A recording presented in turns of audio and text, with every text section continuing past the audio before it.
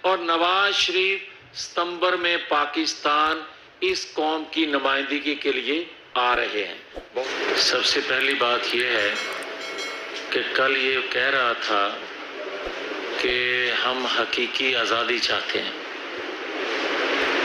حقیقی آزادی تو ہمیں مل گئی، مگر اس کے مقاصد پورے نہیں ہوئے۔ حقیقت یہ ہے کہ 70-75 سالوں میں جو آزادی کے مقاصد تھے وہ پورے اگر نہیں ہوئے تو عمران خان جیسے کردار مختلف اوقات میں اپنا کردار ادا کرتے رہے، جس کی وجہ سے ہمیں وہ مقاصد حاصل نہیں ہو سکے۔ اور جو یہ بات کرتا ہے کہ سازشیں ہوتی رہی ہیں اور ان سازشوں کے مہرے عمران خان جیسے 70-75 سالوں میں وہ مہرے کسی نہ کسی روپ میں سامنے آتے رہے ہیں۔ اور آج میں خاص طور پر اپنے 18 سے 25 سال کے آج کے نوجوانوں سے یہ پوچھنا چاہتا ہوں اور ان کو بتانا چاہتا ہوں کہ پاکستان کی ہسٹری میں اگر ہمارے مقاصد پورے نہیں ہوئے آزادی کے تو اس کی وجہ آپ دیکھیں کہ قائد ملت لیاقت علی خان کو گولی لگی، آج تک کچھ معلوم نہیں۔ جنرل ایوب خان پاکستان کے اقتدار پر قابض ہوئے اور مادر ملت فاطمہ جناح کو کرپٹ غدار اور ان کا الیکشن چرا کے خود منتخب ہو گئے، مگر کسی نے اس کو غدار نہیں کہا۔ پاکستان بنانے والے غدار ٹھہرے اور اس وقت بھی ایک طبقہ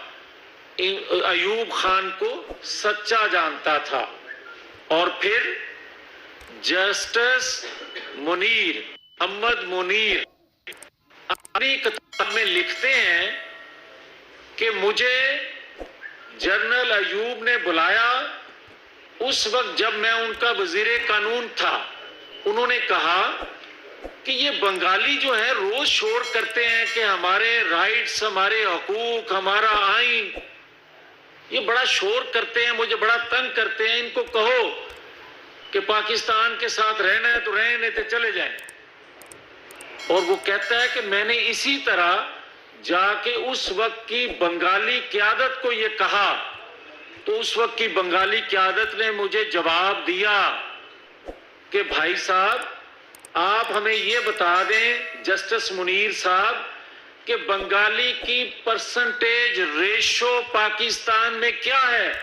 تو میں نے کہا 58%۔ اس نے کہا پھر ہم تو پاکستان میں رہیں گے، آپ نے جانا ہے تو چلے جائیں۔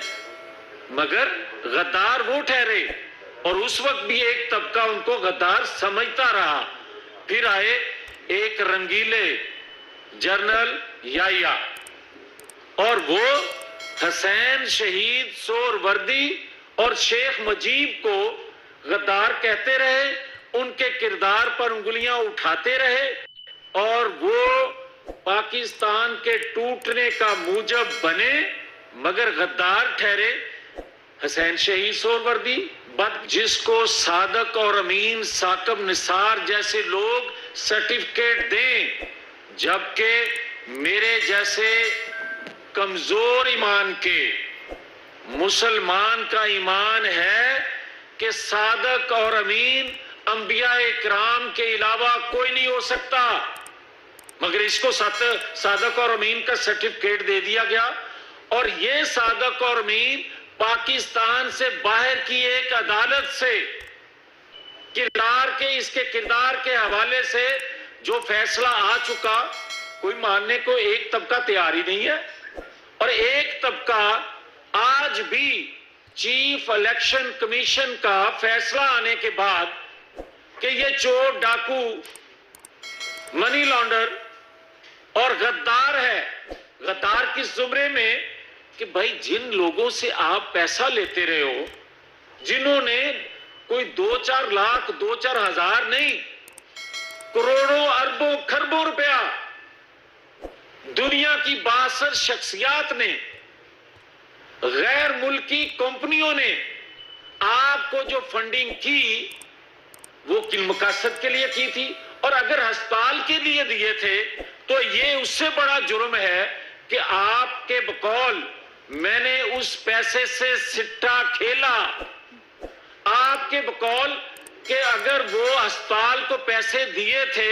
تو آپ نے پی ٹی آئی کے اکاؤنٹ میں کس طرح ٹرانسفر کیے، اور اگر وہ پی ٹی آئی کو ملے تھے تو پھر آپ یہ بتاؤ کہ ان کا پاکستان کے پرائم منسٹر لگائے جانے سے پہلے تمہیں پیسہ دینے کا مقصد کیا تھا؟ کیا وہ مقاصد تم نے 4 سالوں میں پورے کر کے دکھائے؟ حقیقت ہے کہ دکھائے؟ پاکستان کی معیشت کو ڈبویا، پاکستان میں ڈالر آج جو پھر بہتر ہونا شروع ہوا ہے، روپیہ آج جو پھر بہتر ہونا شروع ہوا ہے، تم پھر کال دے رہے ہو، تم پھر کہہ رہے ہو کہ میں جلسے جلوس کروں گا۔ 2017 کا پاکستان، جو ایک چلتا پھلتا پھولتا پاکستان، نواز شریف کے دور کا پاکستان، اس وقت یہ مجرم اکیلا نہیں ہے، اس کے ساتھ ثاقب نثار مرکزی ملزم ہے۔ 2017 کا اور آج کا موازنہ کرو تو پتہ چلے گا کہ اس میں کون کون سے کردار شامل تھے، اور ان کرداروں میں مرکزی کردار ثاقب نثار کا ہے۔ اور جب میں یہ بات کہتا ہوں تو پھر کہا جاتا ہے کہ الزام ہے اداروں پہ، میں نہیں کہہ رہا۔ جسٹس شوکت صدیقی کیا کہہ رہے ہیں؟ جسٹس شوکت صدیقی صاحب کہہ رہے ہیں کہ آج بھی جس طرح بنتے ہیں پینل، اور میں نہیں کہہ رہا، انتہائی میرے محترم جسٹس فائز عیسیٰ اپنے خط میں کیا کچھ کہہ رہے ہیں، میں نہیں کہہ رہا۔ دنیا کے جو انفارمیشن ادارے ہیں وہ ہمارے اداروں اور بالخصوص عدلیہ کے بارے میں کیا لکھ رہے ہیں۔ مجھے احترام ہے عدلیہ کا، میں ہمیشہ احترام کرنے والوں میں سے ہوں، مسلم لیگ ہمیشہ احترام کرنے والوں میں سے ہے۔ اس پر الزام لگا تھا کہ اس نے سپریم کورٹ پر حملہ کیا۔ بھائی اگر بغیر اجازت کے لوگ اس وقت داخل ہوئے سپریم کورٹ کی عمارت میں، کچھ شیشے ٹوٹے یا کوئی دروازہ ٹوٹا تو کہا گیا سپریم کورٹ پر حملہ ہے، ایف آئی آر درج ہوئی، مگر جو چند دن پہلے سپریم کورٹ کا دروازہ توڑ کر، دیواریں پھلان کے، شیشے توڑ کے داخل ہوا گیا، اگر کہا جائے کہ یہ ان کے جذبات کا اظہار ہے تو پھر کہہ دیں کہ اس وقت بھی جذبات کا اظہار تھا، آج بھی جذبات کا اظہار ہے، اور اگر اس وقت حملہ تھا تو پھر آج بھی حملہ ہے۔ یہ کیسا معیار ہے؟ اور پھر مجھے کوئی بتائے کہ شہباز گل نامی ایک شخص، اگر وہ جو کچھ باتیں شہداء کے متعلق کہتا رہا اور اس پر ایف آئی آر ہو اور 2 دن کا ریمانڈ ہو، اور میں اگر سمیش کرنے کی بات کروں کہ آپ کسی لیڈر کو دھمکی نہیں دے سکتے، ہم نہیں مانتے اس چیز کو، تو اس کو غداری کے مقدمے میں گرفتار کرو اور 14 دن پورے ریمانڈ کے کرواؤ۔ اور آج میں آپ کو کہنے لگا ہوں کہ رات کو جیل سے مجھے اٹھا کر کون لے کے جاتا تھا اور کہاں کہاں لے کے جاتا تھا، میں اس تکلیف کا ذکر اس لیے نہیں کرتا اور نہ آج کروں گا کہ میں شرمندہ نہیں ہوں۔ میں سینہ تان کے کہتا ہوں کہ اگر سمت درست کرنے کے لیے، اگر آزادی کے مقاصد پورے کرنے کے لیے مجھے ایک دفعہ دفعہ تو کیا 1000 دفعہ جیل میں ڈال دیا جائے مگر مقاصد پورے ہو جائیں تو میں نے اپنی زندگی کا مقصد پورا کر لیا. مگر یہ کوئی طریقہ نہیں ہے کہ آپ اگر پاکستان کے اندر اور آج جو کچھ ہو رہا ہے, آج بھی نواز شریف کو نکال کر اس کو لانے والے سب کچھ سامنے آنے کے بعد بھی کچھ نہ سیکھیں گے, اور جو کچھ ہو رہا ہے کچھ لوگ آج بھی اس کی ڈوریاں ہلا رہے ہیں, ہمیں سب معلوم ہے. مگر ہم یہ کہنا چاہتے ہیں کہ کیا نواز شریف کا جرم یہی ہے کہ اس نے پاکستان کے دفاع کو ناقابل تسخیر بنایا؟ نواز شریف کا جرم یہی ہے کہ اس نے سی پیک دیا, اس نے پاکستان کے اندھیرے دور کیے, اس نے پاکستان کی معیشت کو سنبھالا دیا, اس نے پاکستان سے دہشت گردی کا خاتمہ کیا, اور اس نے آنے والی نسلوں کو خوشحالی کا درس دیا, پیغام دیا, نوید دی. مگر اس کو نظریہ ضرورت کے تحت اگر آپ تاحیات نہ حل کر دیں اور ایک شخص جس کا فیصلہ چیف الیکشن کمیشن بتائے ثبوتوں کے ساتھ, اور جو 8 سال کیس چلتا رہا ہو, نواز شریف کے متعلق تو کہا گیا تھا کہ اس کا فیصلہ 3 مہینوں 2 مہینوں اور دنوں میں کر کے دکھاؤ. ایک مانیٹرنگ جج اوپر بیٹھ گیا تھا اور فیصلہ دے دیا, سنا دیا, لکھ دیا. مگر آج جو باتیں ہم کہتے تھے وہ باتیں سچ ثابت نہیں ہو رہی کہ پاکستان کی ترقی کا پہیہ روکنے کے لیے 2017 میں سازش ہوئی اور عمران خان, ثاقب نثار جیسے لوگ کردار تھے اس کے, اور 70-75 سالوں میں جو ہم مقاصد پورے نہیں کر سکے, حاصل نہیں کر سکے, اس جیسے نظریہ ضرورت کے تحت جسٹس منیر جیسے اور جسٹس ثاقب نثار نے تو انتہا کر دی. یہ جوڈیشل کوک کا جسٹس منیر سے شروع ہوا اور جسٹس ثاقب نثار نے انتہا کی. مگر جسٹس شوکت صدیقی صاحب آج بھی کہہ رہے ہیں, جسٹس قاضی فائز عیسیٰ اپنے خط میں آج بھی بہت سے انکشافات کر رہے ہیں. ہم ہاتھ جوڑ کے کہہ رہے ہیں, نوجوانوں, یہ جس آزادی کا انقلاب کا ذکر کرتا ہے اس سے پوچھو روڈ میپ کیا ہے اس آزادی انقلاب کا. بتاؤ کس طرح خوشحالی لاؤ گے, یہ انقلاب کیسے پایا تکمیل تک پہنچے گا؟ کیا اس طرح پہنچے گا کہ تم اقتدار میں آؤ اور 4 سال قرضے بھی بڑھ جائیں, کرپشن بھی بڑھ جائے, بے روزگاری بھی بڑھ جائے, مہنگائی بھی بڑھ جائے؟ اگر اس کو انقلاب کہتے ہو تو پھر میں کہنے میں حق بجانب ہوں کہ جو ایوب خان کو اچھا کہتے تھے, جو یا ٹوٹنے کا ملک کا موجب بنا اس کو بھی اس وقت کے کچھ لوگ اچھا کہتے تھے, اور کچھ لوگ مشرف کو بھی بہتر جانتے تھے, اور آج بھی کچھ لوگ عمران خان کو تمام تباہی کا موجب جو ہے اس کو آج بھی کچھ لوگ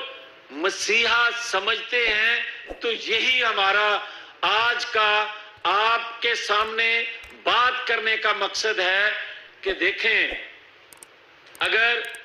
آزادی انقلاب اس چیز کا نام ہے کہ اسے دوبارہ اقتدار دے دیا جائے تو یہ قوم کو قبول نہیں ہے, اور اگر اس چیز کا نام ہے کہ اس کا 62-63 کے حوالے سے کیس ٹرائل نہ ہو, اس کو انقلاب کہتے ہیں تو قوم کو قبول نہیں ہے. اور اگر توشہ خانہ ریفرنس فائل نہ ہو, اس پہ فیصلہ نہ ہو, یہ انقلاب ہے تو یہ قوم کو قبول نہیں ہے. اور میں یہ بات واضح کرنا چاہتا ہوں کہ ہم نے فیصلہ کر لیا ہے کہ 62-63 پر پورا, اگر درجنوں ارکان اسمبلی جو 10 روپے کا اکاؤنٹ آپریٹ بھی نہیں کرتے تھے کے مخالف کی شکایت پر آپریٹ نہ کرنے والا اکاؤنٹ بھی جو ہے اس پر نااہل کر دیا جاتا ہے، اس وجہ سے کہ تم نے اس اکاؤنٹ کو اپنے فارم میں ظاہر کیوں نہیں کیا۔ اور جو شخص کئی اکاؤنٹ آپریٹ کر رہا ہو، کروڑوں کی ٹرانزیکشن ہو رہی ہو، دستخط شدہ اس کے اپنے دستخط شدہ اکاؤنٹ ہوں، وہ ظاہر نہ کرے اور اس کو کہا جائے کہ چیف الیکشن کمیشن جو ہے وہ میرا مخالف ہے، میرے خلاف کوئی سازش ہو رہی ہے، میرے خلاف کوئی ایسا فیصلہ دیا جا رہا ہے، تو مجھے صرف آ کے یہ بتا دو، اور میں کبھی بھی اس بات پر بلیو نہیں کرتا، نہ کہنا چاہتا ہوں کہ اپنی بات کی صداقت کے لیے میں کہوں کہ آؤ قرآن پاک پر ہاتھ رکھ کے بات کریں۔ ہاں، یہ بات اس لیے کہہ رہا ہوں کہ تمہیں قرآن پاک کی حرمت کا اندازہ نہیں ہے، اس لیے کہ تم تو کہتے ہو کہ اگر میری بات کی کوئی تائید نہ کرے تو وہ شرک کرے گا۔ میں تو کم محدود علم رکھنے والا شخص ہوں، مگر میں محترم علماء اکرام، جید علماء اکرام اور عالم دین جو ہیں ان سے ضرور گزارش کر رہا ہوں کہ قوم کی رہنمائی فرمائیں، قوم کی رہنمائی فرمائیں کہ یہ بندہ جو کہہ رہا ہے کہ جس نے میری بات کی تائید نہ کی اس نے شرک کیا، توبہ نعوذ باللہ، یہ تو مرزا قادیانی سے آگے نکل گیا۔ اور اگر یہ سارا کچھ یہ فتنہ فساد کرنے والا سب کچھ کہتا جائے گا اور میری نوجوان نسل کو گمراہ کرے گا، مجھے انتقام کا نشانہ بنائے، عظما بخاری کو انتقام کا نشانہ بنائے، ہمارے پولیٹیکل ورکر کو انتقام کا نشانہ بنائے، ہم برداشت کریں گے، ہم انتقام نہیں لیں گے، ہم اظہار نہیں کریں گے، مگر میرا ملک برباد کرو، میرے دین پہ انگلیاں اٹھاؤ، یہ میں برداشت نہیں کر سکتا اور نہ برداشت کریں گے۔ ہم نے فیصلہ کر لیا ہے کہ 62-63 پر صادق اور امین یہ نہیں رہا چیف الیکشن کمیشن کے فیصلے کے بعد، لہذا اب کال کوٹری نہیں تو کم از کم روشنی والی کوٹری میں جانے کا وقت ہوا چاہتا ہے۔ اب یہ نہیں ہو سکتا کہ آپ چند لوگوں کی حمایت سے، اور میں جو بات کہتا ہوں میں ڈنکے کی چوٹ پر ثبوت سے کہتا ہوں کہ اگر اسے چند لوگوں کی آج بھی حمایت حاصل نہ ہو تو یہ بنی گالا نہ آئے، یہ وہاں جائے جہاں اس کو تحفظ دینے والے پشاور کے حکمران موجود ہوں۔ یہ اس وقت 15 دن کے بعد بنی گالا آیا تھا جب اسے کور مل گیا تھا۔ اس لیے ہم بار بار یہ کہہ رہے ہیں کہ انقلاب آزادی کا روڈ میپ جن کو گمراہ کر رہے ہو ان کو بتاؤ، اور جو تم کہہ رہے ہو کہ ستمبر میں نواز شریف آنے والا ہے، سن لو، نواز شریف پچھلے سال دسمبر میں آ رہا تھا، تو اس وقت لگایا ہوا تھا پرائم منسٹر، اور پرائم منسٹر ہوتے ہوئے تم نے کہا تھا کہ نواز شریف کی واپسی کا راستہ ہموار کیا جا رہا ہے، ہیوی انویسٹمنٹ کی جا رہی ہے۔ میں نے اس وقت بھی سوال کیا تھا کہ وہ ہیوی انویسٹمنٹ کہاں کی جاتی ہے، نام تو لو، بہادر بنو۔ پھر آج یہ کہہ رہا ہے کہ ستمبر میں نواز شریف آ رہا ہے اور مجھے اور اس کو ایک جیسا کرنے کے بعد کہا جائے گا کہ دونوں الیکشن لڑو۔ اس سے بڑا فراڈ دنیا سے کوئی نہیں کیا جا سکتا، اس قوم سے نہیں کیا جا سکتا۔ نواز شریف کا اور تیرا موازنہ بنتا نہیں ہے، اس لیے کہ نواز شریف کو اپنے بیٹے سے 10,000 تنخواہ نہ لینے پر تاحیات نااہل کیا گیا، پاکستان کے دفاع کو ناقابل تسخیر بنانے والے کو، سی پیک دینے والے کو نااہل کیا گیا، مگر کروڑوں کھربوں روپیہ کھا جانے والا پنکی، فرا، ان کے ذریعے کھانے والے کو ہاتھ نہ ڈالا جائے، یہ نہیں ہو سکتا۔ اب سماچار جو ہے وہ بتا رہی ہے کہ اب جنہوں نے لوٹا ہے، حقیقی لوٹا ہے، وہ طبقہ جو ایوب کی، یحییٰ کی، پرویز مشرف کی حمایت کرتا تھا، وہی طبقہ آج اس کا فالوور بنا ہوا ہے۔ یہ بتانا چاہتے تھے کہ ہم نے اس وقت بھی مقابلہ کیا تھا، ہم آج بھی مقابلہ کر رہے ہیں، اور نواز شریف ستمبر میں پاکستان اس قوم کی نمائندگی کے لیے